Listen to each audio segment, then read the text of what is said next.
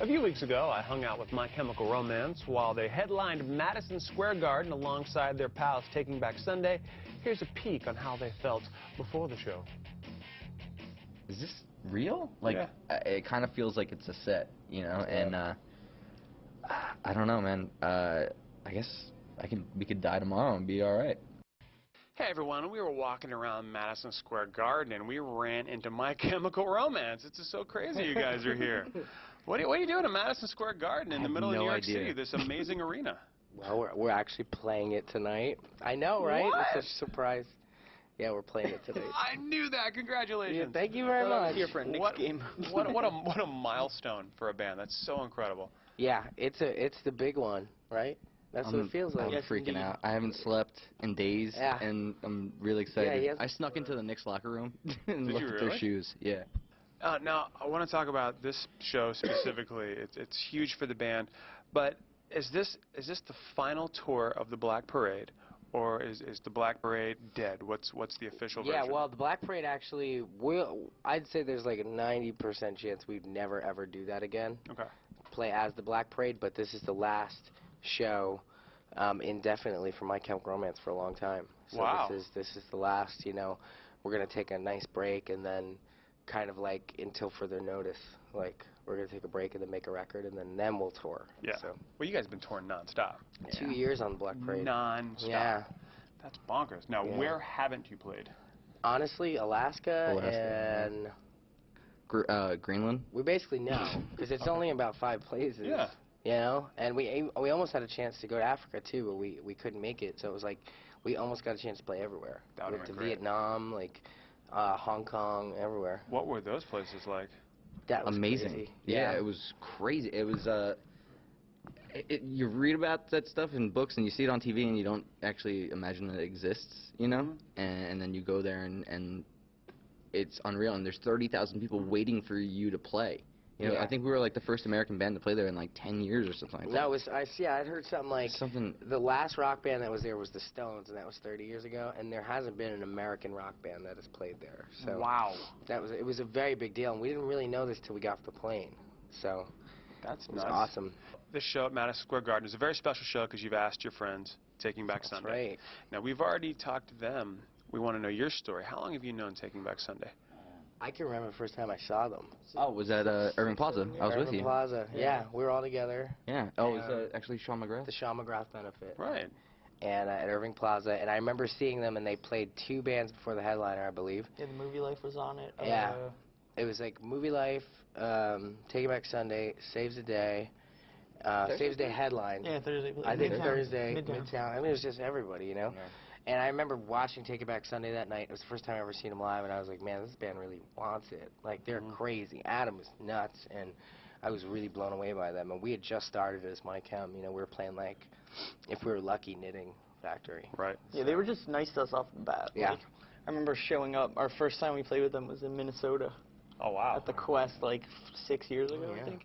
And, like, Eddie and Adam just came in the room and, like, sat down, and, like, we didn't stop hanging out the whole tour. Yeah. Like, immediately. So how did you pick them to open for you at Madison Square Garden? It was easy. Yeah, kind of a no-brainer. Yeah.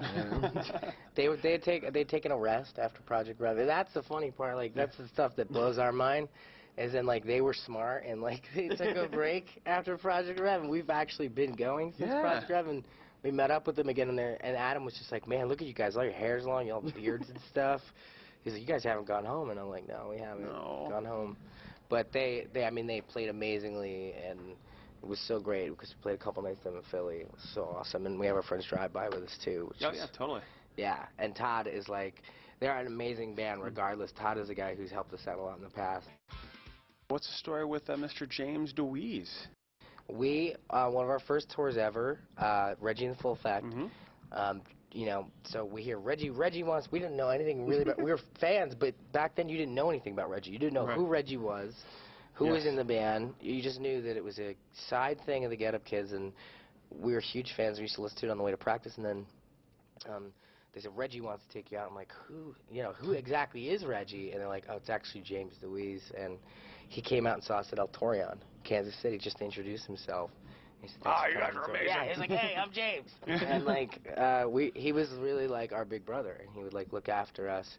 And we've been friends ever since. So it was like when we needed a keyboard player again, it was like a no-brainer. We just asked him. So now he's been on the tour, so when you know, take a break and die down and start recording, you going to bring James into the process? I don't know, like we have to kind of ask ourselves what we want it to sound like, you know, and I mean, there will most likely, we know, now we've got the itch to write with keys, you know, Yeah. from doing Black Parade, and now we know we could do so much more with having a piano in the band, and we love James, so Yeah. it's, you know, that's another no-brainer. Now I noticed it's three guys I'm with are, we'll call you guys the Ring Bears. yeah.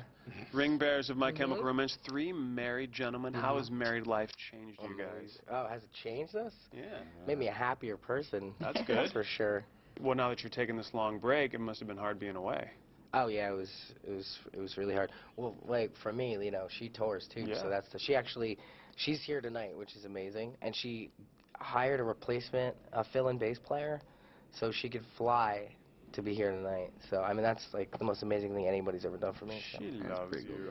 She is amazing. Yeah, it's crazy, right? That's very awesome. Now, you've been on Project Rev, you've done Warped Tour, you've done all these festivals. Have you ever thought about having a big My Chemical Romance super tour with a bunch of bands? It's been brought up a lot, I think. Not a lot, but occasionally. I think it's fun. Well, let me put it this way. Seriously, like, I'm not a big fan of like branding and stuff like that, but being on Project Rev, that was the best tour ever. Like, it was just smooth and like, it was all set in stone, and you just, you know, I just liked how much of a machine it was in a really good way, yet you had other people around the tour. Like, when you're out when it's just us, very isolating.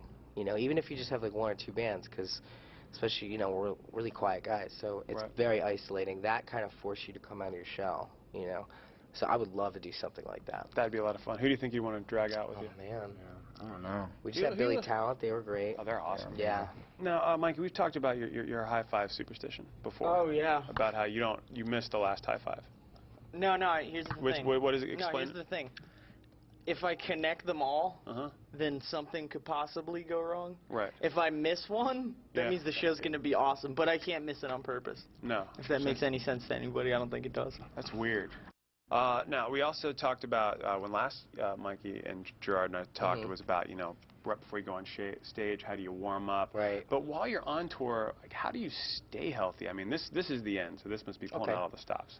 Well, staying healthy, it's easier in the States, because you can make you can make very good choices about what you're putting into your body. When you're over in some other country, you have no choice. Like, and so it's easier to get sick. Your body's always going to get sick when you get off the road. Like, I'll get sick tomorrow. Okay. Well, I'll get sick tomorrow. So you have that to look forward to. Yeah, we have that to look forward to. I'm actually sick now, so I think it started itself ahead of time. Good. How do you stay healthy out there? Eat 12 shots? Drink a lot of water. Yeah? Yeah. Okay. You got to. It's true you're playing a new song live? Oh, he's probably talking about Desolation. Oh, yeah, it's a drag. We can't talk about that. We're playing a Bob Dylan cover. It's this amazing, I mean, you know, everybody knows Bob Dylan. It's a song called Desolation Row. Yeah, it's this By this guy amazing named song by Bob this Dylan? guy. Desolation is a great song. It's an amazing, song. And unfortunately for us, our version clocks in at about 2:20. it's about 3 It's a minutes. bit of a long tune. I was gonna. Yeah. 11 minutes. Yeah. And it's like it's definitely an interpretation of it. It's not a straight cover, but in the best possible way. Like, we tried to make it very kind of almost like Social Distortion or Sex Pistols, like kind of very rock. So it's the end of the Black Parade tour. Tell us about the DVD/CD, The Black Parade is Dead, and how's that different from Life on the Murder Scene? Okay, cool. Well, you know what's funny? Life on the Murder Scene to me feels like that's the DVD that would have come out later, because it's such a kind of, you know, here it is, tell all, kind of like not hiding anything. This is all of it. And but we've never had like a proper capturing of the live show. And I'm not sure that we ever truly will, but we wanted to capture the Black Parade, and we definitely captured that. I mean, the complete spectacle of it, the uniforms, the kind of pageantry, the theatrics, the pyro, the craziness of being in somewhere like Mexico City with some of the best fans in the world. Oh my God. So that is what we captured, you know. And actually, the cool part is we managed to kind of capture.